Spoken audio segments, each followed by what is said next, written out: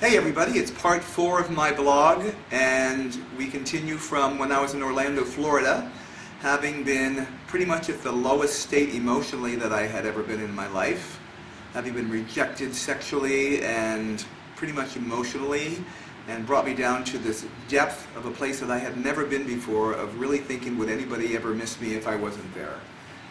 So I wanted to share with you and start off my post by saying I'd like to be offering a few things that I've learned along the way. Now, you may say I'm not an expert, I've never written any books, but what I am an expert in is the fact that I've experienced these things, I've come through them, I've been an inspiration to people, which I'm so grateful for. And from my stories, you may find out an answer or two.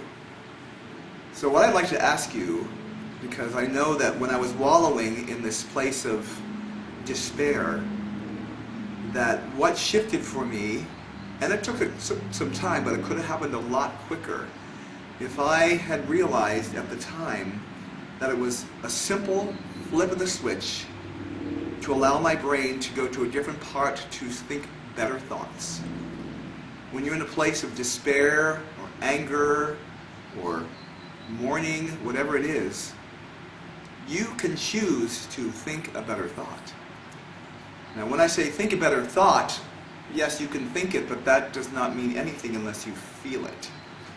So what you want to do is start thinking of the things that bring you the most joy, which elicit a sense of happiness, love, and joy. For example, my 5 cats, 2 of them are Steve's, my roommates. One of them came to my door 3 years ago as a kitten, and even though she's not here right now, but she's in another room, the thought of her brings me immense happiness, immense joy. The thought of everything I have in my life right now, the thought that I can even take a breath at all, the thought that I am here in this beautiful area with the mountains and the stars and the beautiful sunshine outside, those are thoughts that lead to happiness that I can recreate even if they're not there. So your technique is that you can create any sense of elation or joy simply by thinking and then feeling those things that make you happiest. So what good does that do? What that does is it makes you be in that state of happiness and joy. It's a high vibration, which is our natural state of being. And from that place, that's where miracles happen.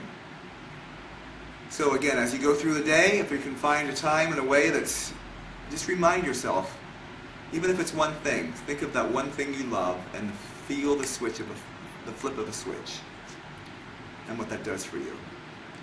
So that's my message of the day, and we pick up today from leaving Orlando to launch onto a whole new pathway for me, which is by no means the same as it was in Orlando.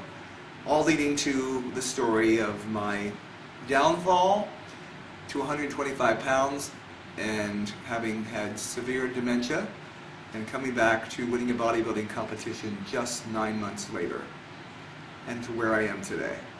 So again, thank you for listening. Please send the comments, keep them coming, and I am so happy that you are appreciating my story and hopefully getting something out of it too. So onward to part 4.